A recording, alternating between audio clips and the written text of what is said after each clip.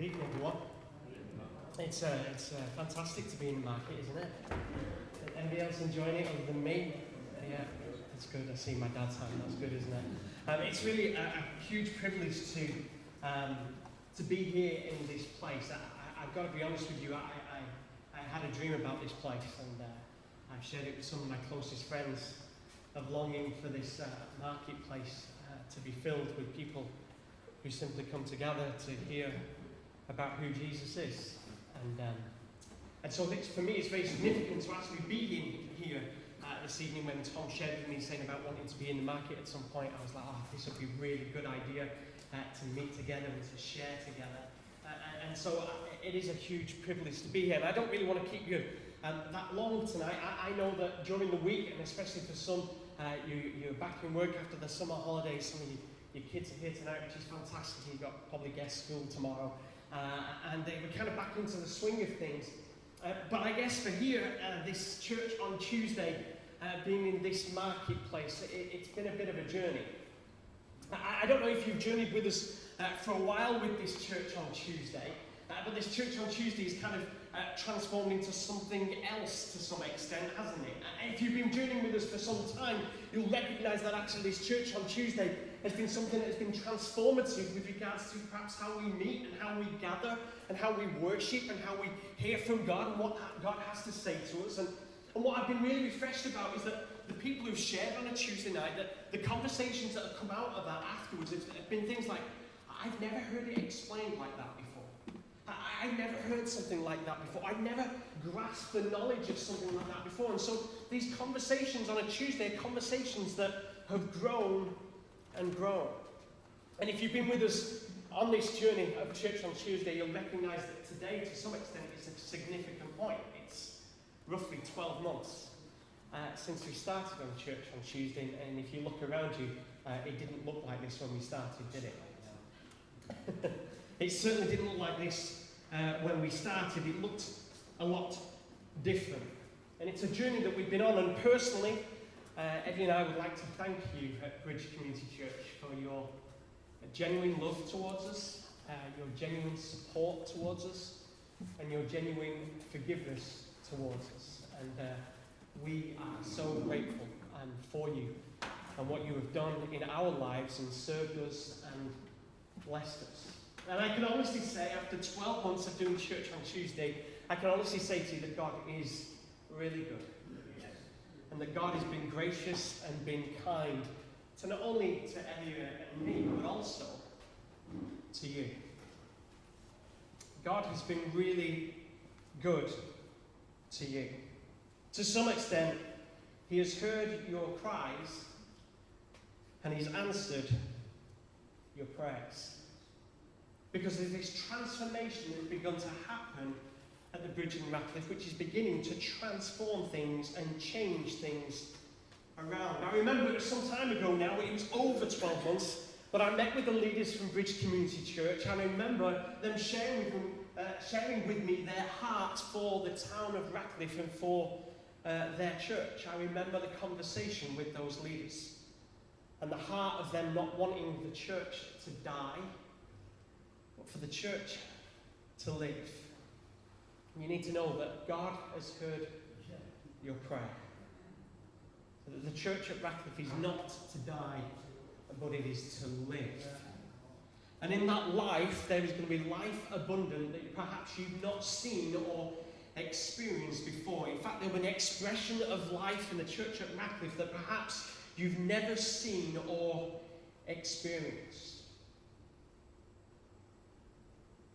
When you cried to God, you cried for the church to live. And it's a journey that you are on into new ventures and new adventures. I guess to some extent, when you first met with me and I met with you and we shared coffee together and we chatted together and we prayed together, I'll be honest with you, please don't take offence. When I met you, I could gather this from you. You were tired. You were weary. You were burdened. You were exhausted, and you were on the verge of giving up, but you didn't. You persevered, and you prayed, And God has heard your prayers. And when I think about the last 12 months, and I think where we've been on this journey, I've got to be honest with you, I start to make some comparisons in Scripture. I begin to make a comparison about certain things that have happened in the Bible that you can read for yourselves and journey through. And I guess if I was going to look at one comparison this evening of this period that you've been through, then I guess I've got to look at the comparison of the people of Israel in Egypt. You've got the story of the people of Israel in Egypt. Generations have passed. You know, after the story of Joseph, we all know the story of Joseph, don't we? If we don't know the songs from Joseph and his Technicolor Dreamcoat, yeah? Embarrassing story. I played Joseph, and Joseph is in Technicolor Dreamcoat in the school play. True story. But we all know the story of Joseph and his amazing Technicolor Dreamcoat. We know that story, but perhaps what we're not aware of is that the descendants of Joseph remain in Egypt. And generations have gone by, generations after generations. And to some extent, no one remembers Joseph and his family anymore. No one remembers his Technicolor Dreamcoat. And no one remembers his great administrative skills that actually saved thousands and thousands of lives. And it wasn't just Joseph, but it was the generations of his family afterwards. And no one remembers the productivity they brought to the nation. No one remembers the goodness that they brought to the nation. Because if you begin to read the second book of the Bible, which is Exodus, you see the story is something that has suddenly turned from something good to something that actually is horrendous. Because you find the people of Israel in complete bondage. It's termed as slavery. There are the people of Israel, the saviours to some extent of Egypt. Here they are now in bondage. And in that bondage and in that slavery and in that burden that they have, they are tired, they are weary, they are exhausted, they are fed up of working for the master that has enslaved them, and they long to break free. They long to see something new in their life. They long to be set free from the slavery that they find themselves in. And so what do? They pray and they cry out to God. And in that story, God hears their prayer. And the story goes on to tell us that Moses is raised as a leader, and Moses is used by God, and through Moses, plagues torment the land of Egypt. And finally, after this horrendous story, the death of the firstborn in the land of Egypt, the people of Israel are set free. The people of Israel are set free from this land of Egypt, this land that once was a blessing to them, and they're set free onto something else, into this new journey, into something that was going to bring freedom, a new day, and a new age to them. And what do the people do when they leave Egypt? They celebrate. Well, you would, wouldn't you? I don't know how many of you have been enslaved here. Some of you may feel like it to your work, I guess. When you go home from work and you're free, them holidays, I'm looking at the kids, you're enslaved to school, and those 6 weeks come and it's freedom. I guess you kind of enjoy that moment, you celebrate that moment, and the people of Israel do exactly the same. They celebrate the moment of freedom. They remember and they give thanks, and they celebrate by this festival of Passover. They celebrate this Passover meal together, this feast together. And they're passing over, if you know the story, of the angel of death that was killing the firstborn, passed over the people of Israel who had heard the word of God and put blood of a lamb across the doorposts and the door frames. So the angel of death would pass over because the sacrifice had already been made. And they celebrate. And they remember.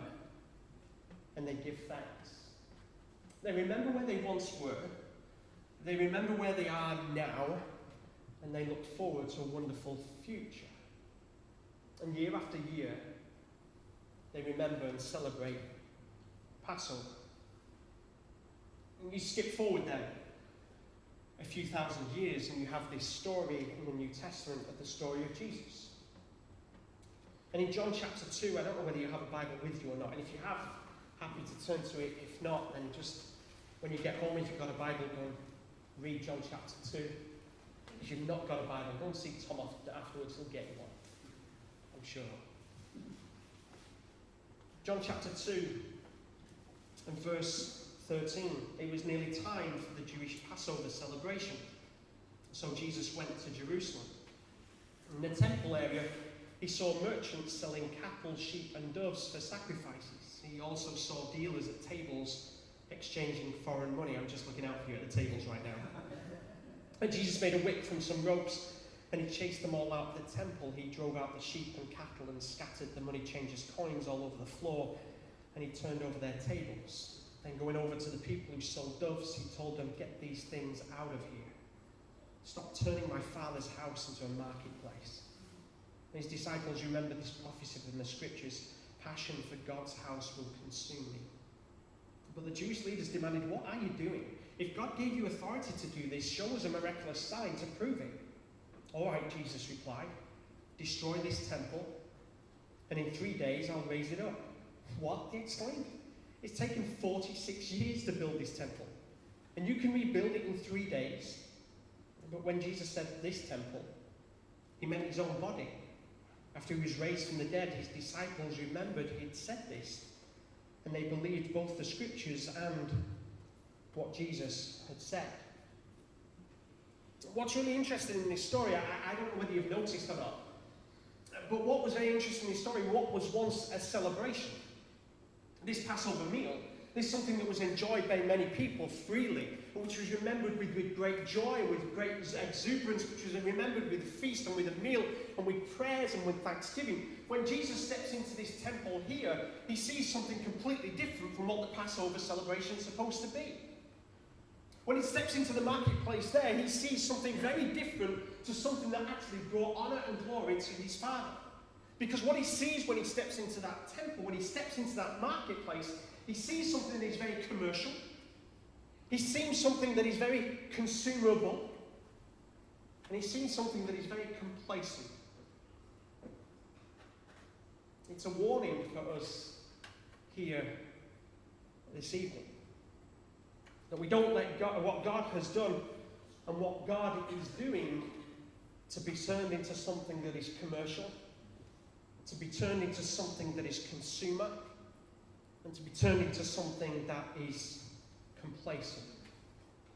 What do I mean by all that? How does this play out in our everyday lives? Because it's all right to say these sort of things, but what does it mean to me now? What does it mean to you now? What does it mean to you as a church? And what does it mean to you as a person who perhaps claims to be a follower of Jesus Christ? It's so easy for us to make things commercial, isn't it? It's so easy for us to make things commercial. We want things to be attractive. We want to bring people in. We want to commercialise all sorts of things. We do it in order to attract others, especially in church. We want things to be slick. We want things to be really good. We want the lights to be wonderful. Look at these beautiful lights. We want the music to be great. We want all these wonderful things. We want all these things in order to attract other people. And to some extent, that's not a bad thing. But when it becomes something commercial, we miss the point of why we gather. We miss the point of why we meet together. We miss the point of celebration. And sometimes we give into the commercialism of actually what the world demands of us rather than what they actually need. Now, don't get me wrong, you have to be modern. and please be relevant. In our conversations, do you realise, as followers of Jesus Christ, sometimes our conversations are completely irrelevant to people who don't know Christ. It doesn't mean anything to them. And so our conversations, the way we speak, needs to be relevant. The way we do church needs to be relevant. It needs to be creative. It needs to be spontaneous. But don't make it commercial. Don't make church an advert to try and attract people in order to get something from others. Commercial is defined as this: an organisation or activities concerned with making profit rather than providing a service. Commercial means this: defined as an organisation or an activity concerned with making profit rather than providing a service. When I mean profit, often what we think about as Christians is profit is the people. The more people we get, the more we've got in, the more successful we are. And so sometimes we seek the profit of people when actually, church, you need to seek the service of others. You're not to be commercial We're to be servants. You see, there's a town here in Ratcliffe that I absolutely love, and I've loved for years. I was born in Ratcliffe. And I think the people of Ratcliffe are beautiful. And I think the town of Ratcliffe is actually beautiful. I love this place. And actually, when it comes to Ratcliffe, it's not about bringing them to church, nor is it about being commercial and making yourselves look attractive. But actually, it is loving the people for who they are, with no profit or gain for yourselves. In other words, there's no agenda.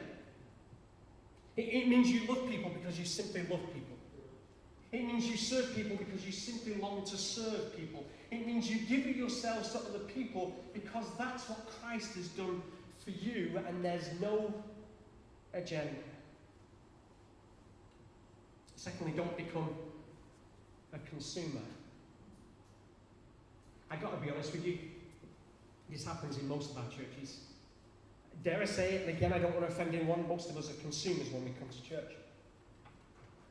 When we come to church, we don't actually come to worship, we come to consume. We don't actually come to give, we come to get. We come with this attitude of consumer, and it's been an attitude in the church for generations. Let me give you an example. It's this consumability of, well, I'll sing the songs that I like, because they're the ones I like. They're the ones I enjoy. I like those songs, and, well, if you don't sing those songs, I'm not really going to enjoy church this morning. Or I like the service, I like the kind of repetition of service, I like to know what we're doing.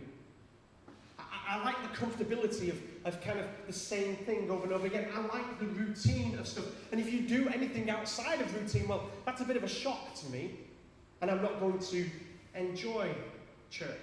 The service is familiar. I love the stories that are being told, but I don't want to hear some other stories where actually God begins to put a finger on my heart.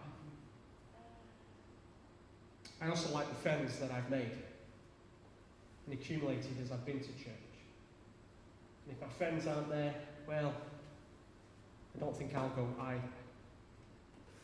Consume, consume, consume. You see, when we meet together, when we gather together, we're to remember that it's His blood that was shed for us and not ours. We need to remember it's what Christ has done for us that we are to celebrate, not what we have done for ourselves, not what we have done for each other. You see, it's only through Jesus Christ that we can be set free. It's only through Jesus Christ that actually we can be forgiven and set free from ourselves. And so when we meet and when we gather, we are to rejoice. And we're to encourage one another, and we're to celebrate together, and we're not to consume. And finally, don't be complacent. I mean, don't go through the motions of things. We can so easily go through the motions of meeting together, because it becomes a regular occurrence. And so to some extent, we go through the motions of church and we don't even think about it. We know what time we start, we know what time we finish, we know what's going to happen at the start, we know what's going to happen in the middle, we know what's going to happen at the end. I know who I'm going to talk to at the end, I know I'm going to meet with it at the end, I know who I'm going to avoid at the end. I know exactly what's going to happen that day, and so you go through the day without even thinking about it. And as you gather together, actually you're just religious. And you carry out religious practice, and it's no more than that. And yet Jesus longs for you to come with a heart that is full of thanksgiving and full of awe and wonder of what Christ Jesus has done for us. And so in this story that we've read in John chapter 2, Jesus walks into that temple to celebrate the Passover, but he's confronted with something else. He's confronted with commercialism. Buy from me, look at me, come here. What I have to give is better than the person next to me. He's aghast with the consumerism of it all. What do I get out of this? What can I gain? And he's horrified by the complacency, because we've done it like this for years, and there's simply no other way that we can do this. I've got to be honest with you. I truly believe that God is doing something new in Radcliffe. And I think you've got a part to play. I honestly believe that God is going to do something in Radcliffe that is going to be transforming people's hearts and lives and attitudes and mindsets and actions and deeds. Because people have prayed for Radcliffe for years. And God has heard their prayers. But be warned. Don't turn it into something that it's not supposed to be. Make sure that when you meet, you celebrate. Make sure when you gather, you remember what Jesus has done. Make sure when you sing with all your heart for the glory of God. Don't be commercial. Don't be a consumer. And don't be complacent. I'm also very conscious that tonight there may be some people here tonight who simply this story of Jesus is just bizarre. It's just odd. It makes sense, but it doesn't make sense. There's something about this story of Jesus, well, I don't know, it gets me on edge a little. There's something within me that stirs and I don't really know what it is. And I don't understand it all and I don't get it all. This story of Passover that I started with is a story of life and death. And the story of Jesus is the Passover lamb. It's his blood that is shed for you and me so that we too can live. And I guess with the people of Israel and Egypt, they got that blood and they smeared it on the doorposts. With Jesus' blood, we're not asking you to smear that across our faces and our heads. But I guess it is to be painted on our hearts. Say, Jesus, I want to live. I want to be free from this burden. Because this world can be burdensome. I want to be set free. I'm fed up of this routine of life that was once seemed joy, but now seems so heavy. And the answer, I've got to tell you, is Jesus. And actually, it's a simple cry from your heart in saying, Jesus, save me. Rescue me. Let's pray.